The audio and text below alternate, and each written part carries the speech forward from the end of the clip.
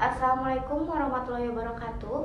Perkenalkan, nama saya Leni Siti Nurjana dengan NPM 2301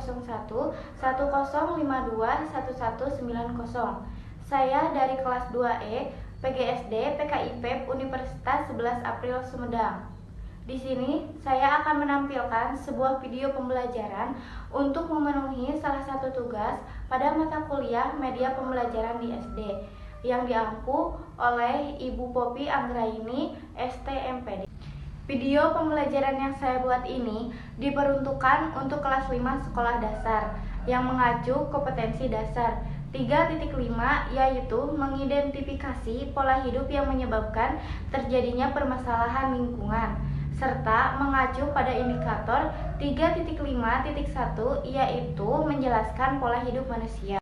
Dan 3.5.2 yaitu menjelaskan tentang permasalahan lingkungan serta dampaknya. Yang terakhir 3.5.3 menjelaskan tentang prediksi dan solusi permasalahan lingkungan. Baik, untuk mempersingkat waktu, mari kita simak video pembelajaran yang saya buat. Cekidot. Warahmatullahi wabarakatuh. Halo anak-anak, bagaimana kabarnya hari ini? Semoga kalian sehat selalu ya. Nah, hari ini kita akan belajar mengenai pola hidup manusia. Tapi sebelum kita belajar, jangan lupa baca doa terlebih dahulu ya. Nah, hari ini kita akan mempelajari mengenai pola hidup manusia, permasalahan lingkungan serta dampaknya, dan yang terakhir, prediksi dan solusi permasalahan lingkungan. Bagaimana? Apakah anak-anak ibu tertarik dengan apa yang kita akan bahas hari ini? Yuk kita simak video ini sampai selesai. Nah, ibu ingin bertanya, apakah anak-anak pernah mendengar pola hidup manusia? Atau ada yang sudah tahu apa itu pola hidup manusia? Oke, ibu jelaskan ya. Udara yang bersih sangat dibutuhkan oleh manusia untuk bernapas. Air yang digunakan untuk minum, mandi, dan mencuci juga merupakan kebutuhan penting bagi manusia tumbuhan, termasuk padi merupakan salah satu sumber makanan utama yang dibutuhkan oleh manusia. Hutan memiliki peran penting dalam menyediakan kayu untuk konstruksi, seperti pembangunan rumah. Namun, jika kayu terus diambil dari hutan tanpa melakukan penanaman kembali, dampaknya akan membuat hutan menjadi gundul. Hutan yang gundul memiliki dampak buruk terhadap kualitas air dan udara, meningkatkan resiko longsor tanah dan merusak habitat hutan. Lalu, pola hidup manusia itu contohnya apa saja ya? 1. Udara yang sehat. 2. Air yang sehat. 3. Sawah yang asri. Dan yang terakhir, hutan yang indah. Dan manusia juga membutuhkan pangan seperti ikan sebagai sumber protein hewani. Sayangnya, beberapa orang yang tidak bertanggung jawab menggunakan racun atau bahan seperti peledak dalam pengambilan sumber daya laut. Kegiatan semacam itu bisa menyebabkan kerusakan terumbu karang yang merupakan tempat tinggal berbagai jenis organisme laut. Selain itu, manusia membutuhkan pakaian atau sandang. Saat ini, produksi pakaian sebagian besar dilakukan oleh pabrik-pabrik. Namun, kegiatan industri ini menghasilkan limbah kimia berbahaya. Limbah tersebut harus diolah dengan benar dan tidak boleh dibuang begitu saja ke sungai. Limbah ini dapat mencemari makhluk hidup di dalam sungai termasuk ikan. Selanjutnya, organisme laut yang perlu dijaga. Kebiasaan manusia dalam memenuhi kebutuhan hidupnya akan membentuk pola hidup. Pola hidup kadang membawa dampak yang menimbulkan permasalahan bagi lingkungan. Contoh, pembangunan rumah kaca merupakan contoh pola hidup yang dapat menyebabkan permasalahan lingkungan. Demikian pula dengan penggunaan kantong plastik, penebangan hutan, pembuangan sampah tidak ada pada tempatnya, teknologi industri, dan pembukaan. Pola hidup manusia dengan berbagai kegiatan yang dilakukan dapat menyebabkan terjadinya permasalahan lingkungan. Permasalahan bisa berdampak pada kondisi sosial kemasyarakatan dan ekonomi jika tidak solusi penyelesaiannya. Pola hidup dengan penebangan hutan. Pola hidup dengan penebangan hutan. Penggunaan bahan plastik, pembangunan rumah kaca, pembuangan sampah tidak pada tempatnya merupakan contoh pola hidup yang dapat menyebabkan permasalahan lingkungan.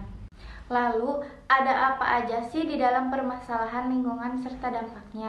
Hutan yang gundul memiliki dampak buruk terhadap kualitas air dan udara, meningkatkan resiko longsor tanah dan merusak habitat hutan. Lalu, pola hidup manusia itu contohnya apa saja ya? 1. Udara yang sehat. 2. Air yang sehat. 3. Sawah yang asri. Dan dampak-dampak apa aja sih di dalam permasalahan lingkungan ini? Pencemaran air, perusakan hutan dan ekosistem. Kedua hal ini juga merupakan permasalahan lingkungan yang mempunyai dampak terhadap lingkungan, sosial, dan ekonomi. Pola hidup manusia menuntut kegiatan manusia sangat beresiko menyebabkan perubahan dan permasalahan lingkungan. Kebutuhan akan kayu sebagai bahan bangunan menyebabkan adanya tanah terjadi di mana-mana, banjir dan tanah longsor. Dampaknya terhadap sosial, mengancam kehidupan suku-suku asli, konflik lahan. Dampak berkurangnya sumber daya alam mengakibatkan penurunan pendapatan manusia. Dampak sosial, yaitu kesehatan masyarakat dapat terganggu. 2. Konflik sosial dan ketidakadilan. 3. Kurangnya kesadaran lingkungan dalam masyarakat. Yang kedua, dampak ekonomi seperti biaya perawatan kesehatan meningkat, kerugian sektor pariwisata, dan penurunan produktivitas sektor pertanian dan perikanan. Bagaimana? Apakah anak-anak ibu sudah mengerti paham mengenai pola hidup manusia yang telah ibu jelaskan? Yuk kita lanjut lagi ke pembahasan selanjutnya, yaitu prediksi dan solusi permasalahan lingkungan. Nah, anak-anak, untuk mengatasi permasalahan lingkungan akibat pola hidup manusia antara lain pola hidup yang lingkungan, pengurangan limbah dan daur ulang, konservasi sumber daya alam, penggunaan energi terbarukan dapat dilakukan mengurangi penggunaan energi fosil dan memanfaatkan energi matahari, angin, dan air. Adapun pengurangan limbah, air, dan daur ulang dapat dilakukan dengan cara mengulangi penggunaan bahan sekali pakai, membuang sampah pada tempatnya, mendaur ulang limbah yang dapat diadur ulang. Adapun konservasi sumber daya alam dapat dilakukan dengan cara menggunakan air secara bijak, melindungi kelestarian hujan dan ekosistem, serta penggunaan sumber daya alam secara bertanggung jawab. Beberapa hal yang dapat dilakukan secara tindakan individu untuk memajukan pola hidup yang lingkungan dengan mengurangi penggunaan energi. Dalam kehidupan sehari-hari, kalian dapat mematikan lampu dan alat elektronik yang tidak digunakan. Kemudian kita dapat menggunakan lampu hemat energi. Penggunaan air secara bijak juga merupakan solusi untuk mengatasi permasalahan lingkungan. Misalnya, dengan mengurangi penggunaan air, menyadari pentingnya penghematan air dan memperbaiki keran yang bocor. Pola hidup manusia yang sangat lekat dengan kehidupan sehari-hari, misalnya ketika berbelanja dengan menggunakan kantong-kantong plastik. Hal ini dikurangi sebab penggunaan bahan plastik secara berlebihan dapat menyebabkan permasalahan. Oleh karena itu, harus mengurangi penggunaan plastik.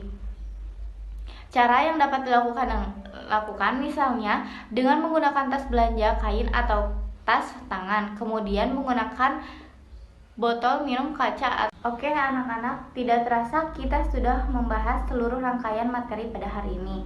Jadi, kesimpulan pada pembelajaran kita hari ini yaitu kesimpulan, berbagai permasalahan lingkungan saat ini menjadi sangat penting untuk diperhatikan.